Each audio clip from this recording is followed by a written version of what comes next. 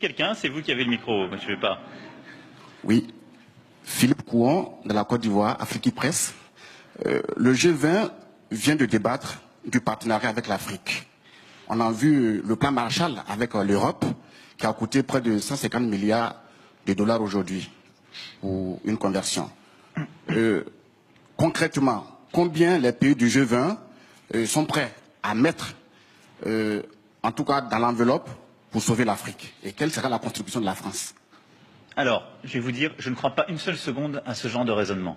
Pardon d'être aussi direct. Il y a eu plusieurs enveloppes qui ont été données. Alors, vous savez, nous avons, soit nous, soit dans nos équipes, les champions du monde de l'addition de milliards. Ça fait d'ailleurs des décennies qu'on vous promet des plans Marshall pour l'Afrique et qu'on les a d'ailleurs décidés et faits. Donc, si c'était aussi simple, vous l'auriez constaté. Le plan Marshall, c'était un plan de reconstruction matérielle dans des pays qui avaient leurs équilibres, leurs frontières, leur stabilité. Le défi de l'Afrique, il est totalement différent, il est beaucoup plus profond, il est civilisationnel aujourd'hui. Quels sont les problèmes en Afrique?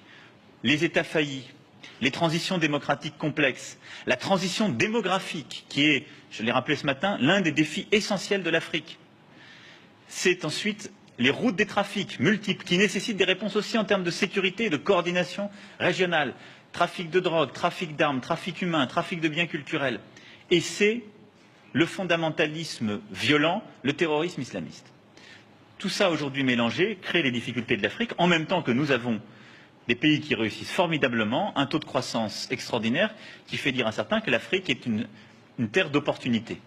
Donc si nous voulons une réponse cohérente à l'Afrique et aux problèmes africains, nous devons développer une série de politiques qui sont bien plus sophistiquées qu'un simple plan Marshall et des milliards accumulés.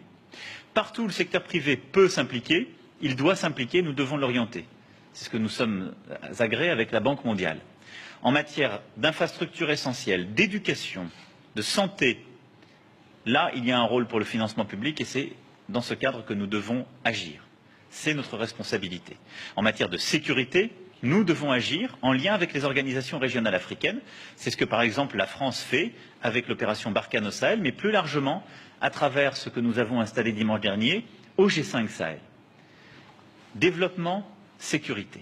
Et ensuite, il y a une responsabilité partagée. Le plan Marshall que vous voulez pour l'Afrique, c'est aussi un plan qui sera porté par les gouvernements africains et les organisations régionales. C'est par le biais d'une gouvernance plus rigoureuse, de la lutte contre la corruption, d'une lutte pour la bonne gouvernance, d'une transition démographique réussie. Quand des pays ont encore aujourd'hui 7 à 8 enfants par femme, vous pouvez décider d'y dépenser des milliards d'euros, vous ne stabiliserez rien. Donc, le plan de transformation, en quelque sorte, que nous devons conduire ensemble, en tenant compte des spécificités africaines, par et avec les chefs d'État africains. C'est un plan qui doit prendre en compte nos propres engagements sur l'ensemble des chantiers que je viens d'évoquer, mieux associer public et privé, et doit se faire de manière beaucoup plus régionale, parfois nationale, dans la durée. C'est la méthode qui a été retenue là, c'est ce que nous faisons partout où nous sommes engagés. J'aurai l'occasion